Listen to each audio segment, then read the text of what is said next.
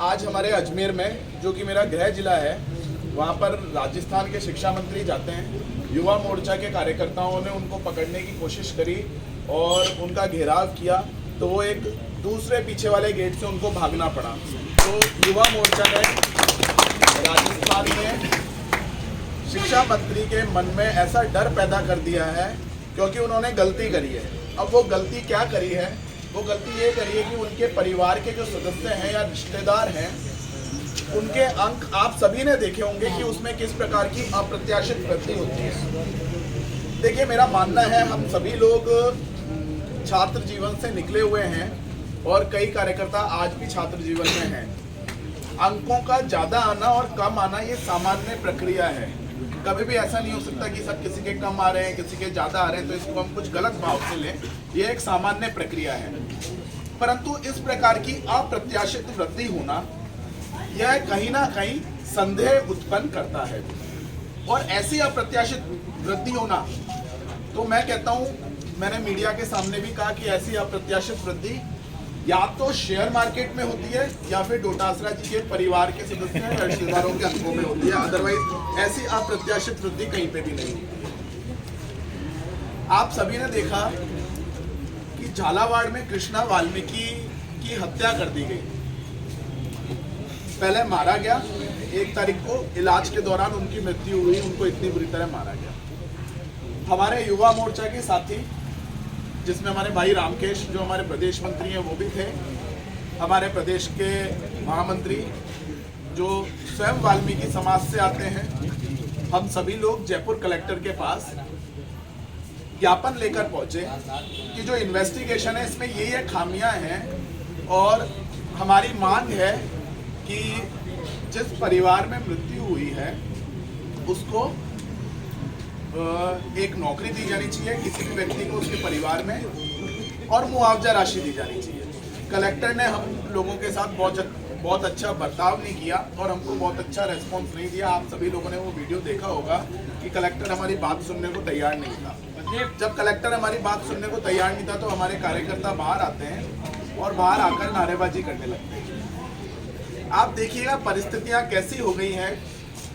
हमारे कार्यकर्ता वहां पर नारेबाजी कर रहे थे, पुलिस ने हमारे ऊपर लाठीचार्ज किया। हमें लाठीचार्ज से डर नहीं लगता, क्योंकि हमारे युवा मोर्चा के कार्यकर्ता जो हैं वो जगह जगह लाठियां खाते हैं, तो इससे हमारे फर्क नहीं पड़ता।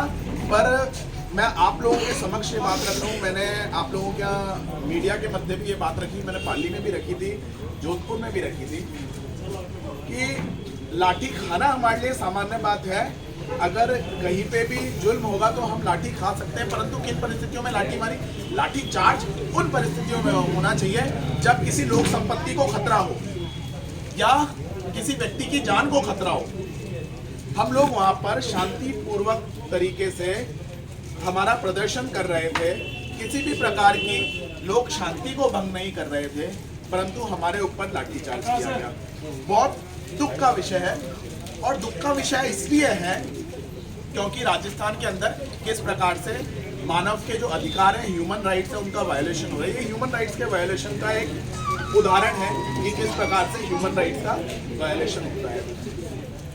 आप सभी ने देखा होगा और सुना होगा, पत्र पत्रिकाओं के माध्यम से देखा होगा कि परसों जब कांग्रेस ने जयपुर के अंदर राजभवन घेराव का कार्यक्रम बनाया। देखिए, लोकतांत्रिक प्रक्रिया है, मतभेद हो सकते हैं, मनभेद हो सकते हैं, और अगर कोई योजनाएं बन रही हैं, कोई नीतियां बन रही हैं, उस पर उनको आंदोलन करना है तो वो लोग कर सकते हैं, उनका वो अधिकार है। हो सकता है हम उनका विरोध करेंगे, परंतु उनका अधिकार है, उसमें हम इंटरफेयर नहीं करते। हमारे भी अधिकार में किसी को इंटरफेयर नहीं करना चाहिए, वो लोग करते हैं पर हम मना करते हैं। परंतु किसी भी आंदोलन को करने का एक तरीका होता है। वहां पर यूथ कांग्रेस का अध्यक्ष बोलता है कि राजस्थान के जो गवर्नर हैं वो भारतीय जनता पार्टी के एजेंट हैं। माननीय प्रधानमंत्री जी के लिए गलत शब्दों का प्रयोग किया जाता है, माननीय गृह मंत्री जी के लिए गलत शब्दों का प्रयोग किया जाता है। आप देखिए कि आज हम इस दशक के प्रारंभ में हैं इस दशक के अंत तक युवाओं की राजनीति किस दिशा में जानी है, ये हम सभी को तय करना है कि हम राजनीति को किस दिशा में लेकर जाएंगे। पर कांग्रेस पार्टी की जो यूथ विंग है वो राजनीति को किस दिशा में लेकर जाना चाहती है, इस दिशा में कि गवर्नर को किसी पार्टी का एजेंट कहा जाता है, प्रधानमंत्री जी और गृह मंत्री जी के लिए अपशब्द कहे जाते हैं।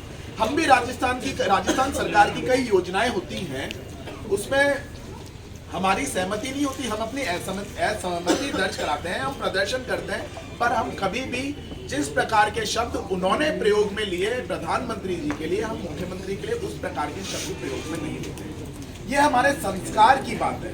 पर आज देखिए कि कांग्रेस पार्टी किस प्रकार के संस्कार अपने कार्यकर्ताओं को दे रही है और यूथ विंग का जो उनका मुखिया है उसको दे रही है। हमने मांग करी कि ऐसे व्यक्ति को समाज में रहने का और सामाजिक जीवन में रहने का ऐसा कोई अधिकार नहीं है, और हमने मांग करी कि ऐसे व्यक्ति की जो सदस्यता है विधानसभा की वो खत्म होनी चाहिए, वो निरस्त की जानी चाहिए, उनको विधानसभा में बैठने का अधिकार नहीं है, क्योंकि आप संवैधानिक पदों पर जो लोग संवैधानिक पदों को सुशोभित कर रहे हैं उनके लिए ऐसी बात कह रहे हैं। और कौन कह रहा है? जो खुद विधानसभा में बैठने से पहले संविधान में सच्ची निष्ठा रखने की शपथ लेता है, सौगंध खाता है, वो व्यक्ति इस तरीके की बात करता है। तो मेरे को लगता है कि ऐसे व्यक्ति को कहीं पे भी विधानसभा में बैठने का अधिकार नहीं है। मैं आप सभी लोगों से आग्रह करूंगा कि देखिए, जो नीतियां सरकार की चल रही है, आप लोगों को भी उन पर विचार करना चाहिए और विचार करने के बाद विरोध करना चाहिए।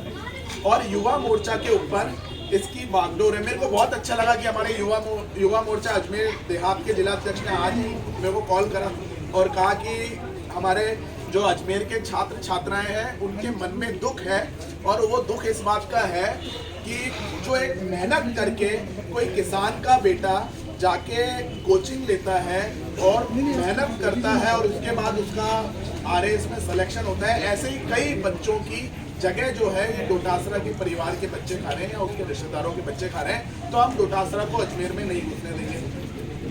तो इसमें मैंने कहा कि अगर ऐसा है तो आप लोगों को नहीं घुसने देना चाहिए। उन लोगों ने पुरजोर तरीके से विरोध किया, युवा मोर्चा अजमेर के कार्यकर्ताओं ने पुरजोर तरीके से विरोध किया और ये स्थिति कर दी कि शिक्षा मंत्री को पीछे वाले गेट से भागना पड़ा। एक और परिस्थिति जो समाज के अंदर भयानक है वो मैं आपके समक्ष रखना चाहूँगा, उसके बाद मैं अपनी वाणी को विराम दूंगा।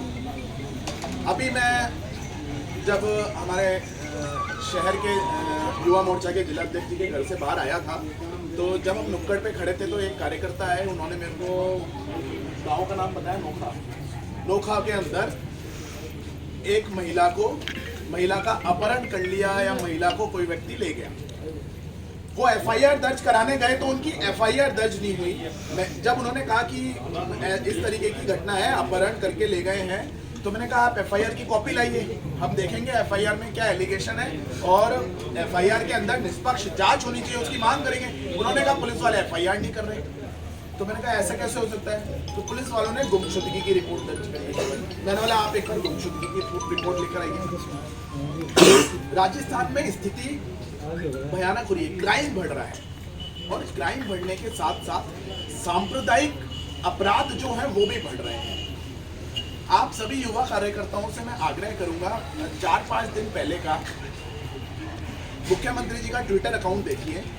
उस ट्विटर अकाउंट में मुख्यमंत्री जी कहते हैं, एक ट्वीट करते हैं, उसके माध्यम से कहते हैं कि कोई उन्होंने अधिकारियों की बैठक ली, उसमें कुछ निर्देश दिए, निर्देशों का नाम लेते। एक निर्देश उन्होंने ये दिया कि घटनाओं को सांप्रदायिक रंग देने वालों की धरपकड़ की जाए। तो हम लोगों को टारगेट करते हैं, बल्कि हम सांप्रदायिक रंग नहीं देते, वो सांप्रदायिकता को बढ़ाते हैं और उसका हम विरोध करते हैं। तो वो बोलते हैं हम सांप्रदायिक रंग दे रहे हैं, जबकि हम सांप्रदायिक रंग नहीं दे रहे। हम मुख्यमंत्री जी से आग्रह करते हैं और मैं आप लोगों की युवा मोर्चा की टीम से भी यहाँ आग्रह करूंगा कि आप मुख्यमंत्री को चेताओ यहाँ पर कि भाई आपको सांप्रदायिकता रोकनी पड़ेगी, आपको तुष्टीकरण की नीति रोकनी पड़ेगी, आपको इस तरीके के जो अपराध होते हैं उनको रोकना पड़ेगा। धर्म संपरिवर्तन को, जो जबरन धर्म संपरिवर्तन होता है, उसके लिए कानून बनाना चाहिए। अगर हम कानून की मांग करते हैं तो बोलते हैं कि साहब हम सांप्रदायिक हैं और सांप्रदायिक रंग दे रहे हैं तो हमारी धरपकड़ करेंगे। एक मुख्यमंत्री को ये समझ में नहीं आ रहा कि राजस्थान में जबरन धर्म संपरिवर्तन की जो घटनाएं हैं वो बढ़ रही हैं, उनको रोकने के लिए कानून बनना चाहिए, पर मुख्यमंत्री उल्टा हमारे ऊपर हावी होने की कोशिश कर रहे हैं। पर हमारे इसका कोई फर्क नहीं पड़ता। हमने डंडे खाए, उनको धरपकड़ करनी है वो धरपकड़ कर लें, पर हम धर्म संपरिवर्तन अगर जबरदस्ती होगा तो उसको रोकेंगे भी, और उसको रोकने के साथ साथ उस पर कानून की मांग करते रहेंगे। धन्यवाद।